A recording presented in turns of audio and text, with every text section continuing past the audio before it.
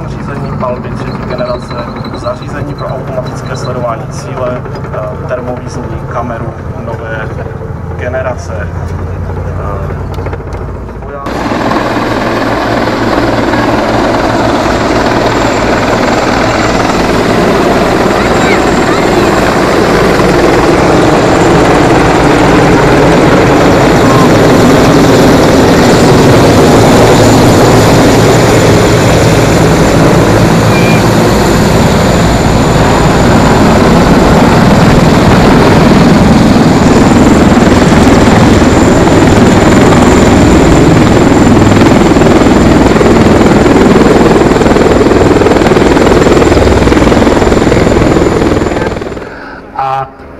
Asistenci jako živá síla byly přepravováni četnické hlídky na automobilu Walter Komerciál, který sloužil jako policejní autokar pro tyto jednotky.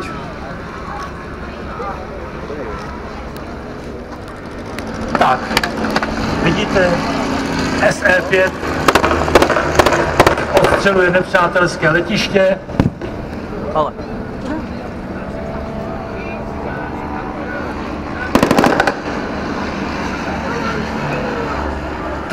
Tomuto boji se říkalo čertovo kolo, kdy v nízkém náletu stíhačky nalétávaly do prostoru bojů, prováděly steč. Na jejich odražení byly přivolány dva německé letouny, Fokker DR-1 a přijíždí letištní automobil, aby zahájili obranu proti britským letcům, kteří provádí nálety. Vidíte i slavný trojplošník.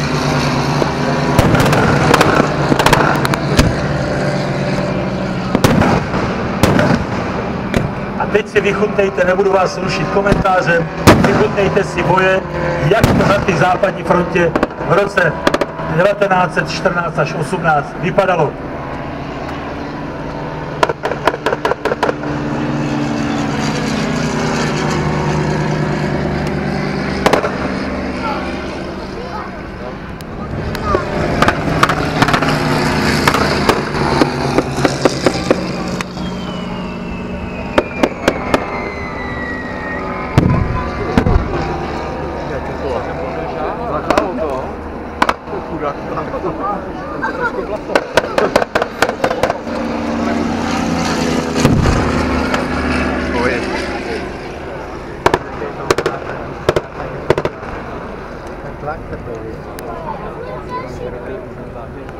Ty vole, ten je dobrý, co tam leží.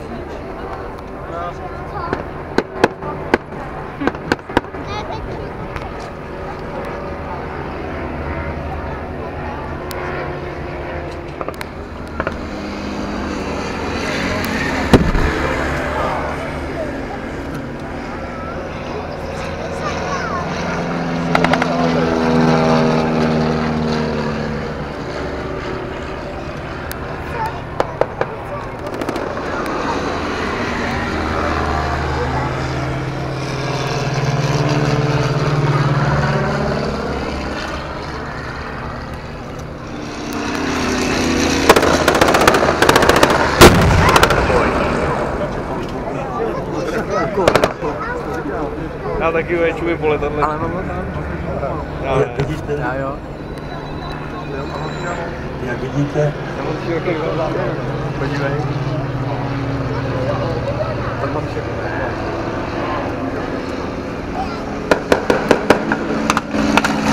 Jak vidíte, letectvo v první světové válce se začalo dostávat do kategorie velice účinných a nebezpečných zbraní. Mocnit cenin, které převáží vozidlo.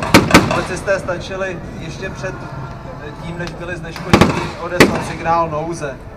Na ten samozřejmě okamžitě vyrážel obrněný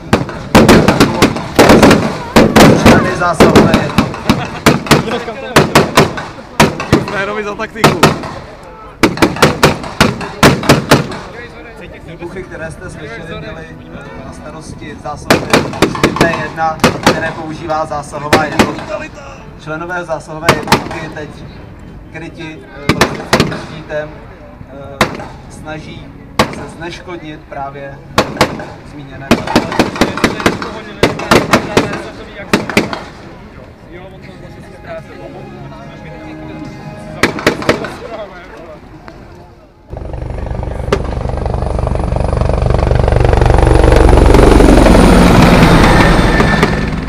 A nyní jste již viděli nízký průlet policejního vrtulníku se členem zásahové.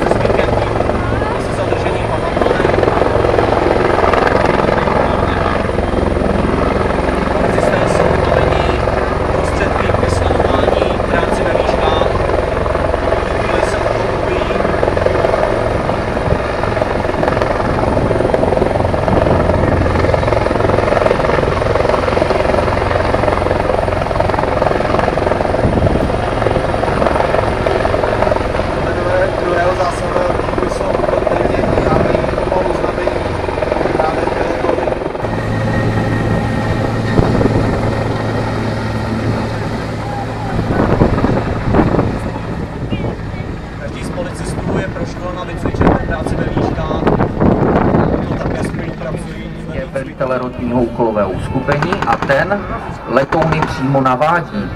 Nyní vidíte, že nepřítel stále ještě vede palbu.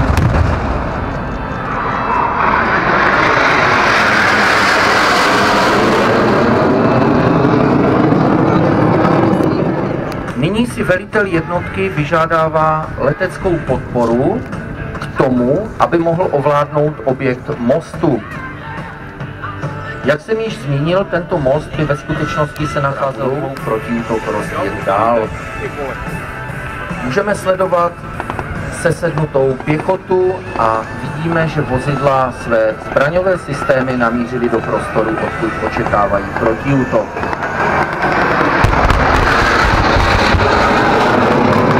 Jak jsem již hovořil, ve Libě útok nepřátelských tanků a bojových vozidel zastaví.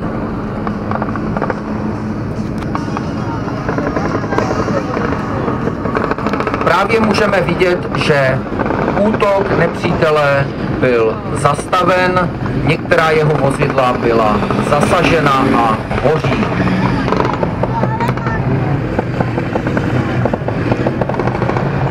V tomto okamžiku velitel úkolového uskupení nasazuje své síly druhého sledu do protiútoku.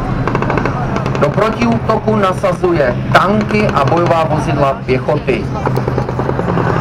Zejména tanky tvoří jeho hlavní údernou sílu. A touto údernou silou nepřítele vytlačuje zpět z prostoru mostu. Má naše rotní úkolové uskupení takovou převahu na bojišti a nepřítel byl natolik oslaben, že mu nezbývá než ustoupit, pokud chce ještě zbytky svých sil zachránit.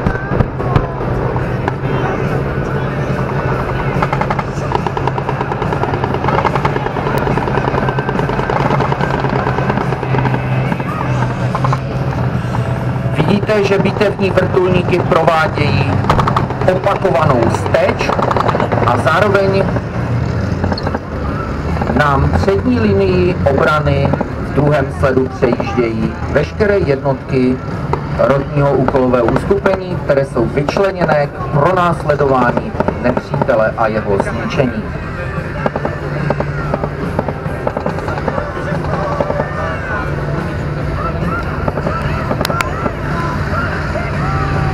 Právě nyní u svých tribun vidíte příjezd 2 vozidel, která jsou určena zabezpečení krytí našich jednotek proti vzdušnému napadení. Dalo by se tedy říct, že máme maximální drtivou převahu ve vzduchu a zároveň se bráníme proti nějakému vzdušnému útoku. Komplety střela S-10 dovedou zabezpečit naše rotní úkolové uskupení natolik, abychom nebyli zranitelní při případném útoku ze vzduchu.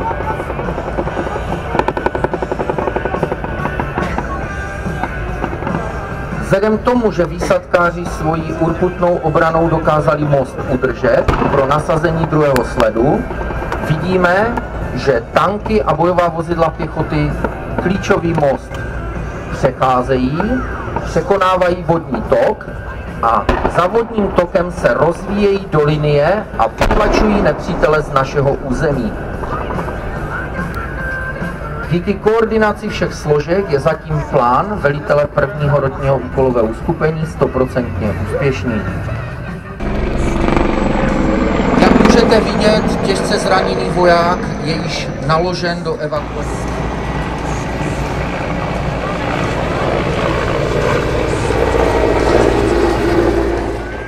Ale dobu, která byla poznamenána naším mládím a povinnou základní vojenskou službou, takže přijíždí hlídka tankového.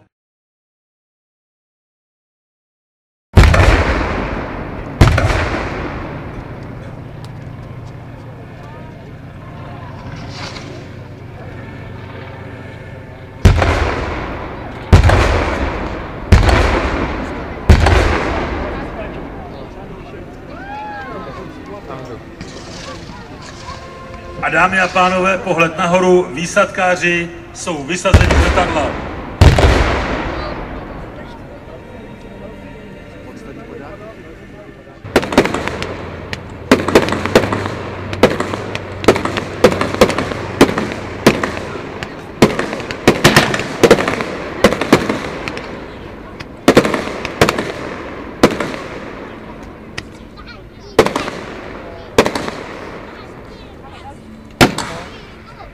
Tak, protiletadlový komplet PLDVK 5359 zahájil činnost proti nepřátelskému letadlu z výsadkáři. Výsadkáři se snáší, aby podpořili to první družstvo, které bylo vysazeno v první vlně.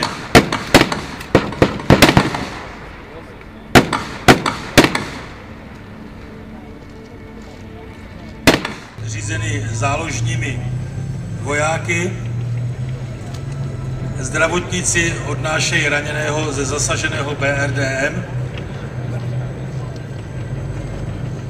a pěchota je připravená v Rojdnici zaujmout bojovou sestavu, aby postoupili směrem k nepříteli.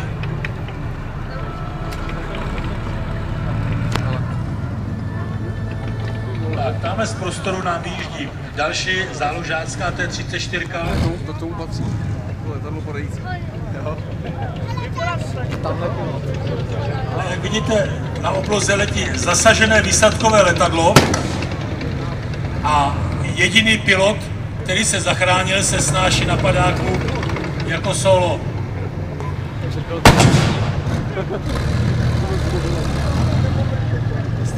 Střel hadry. Tak, modří začínají útočit. Zasažené letadlo se snaží zmizet za horizontem. Bezpilota se snaží zmizet.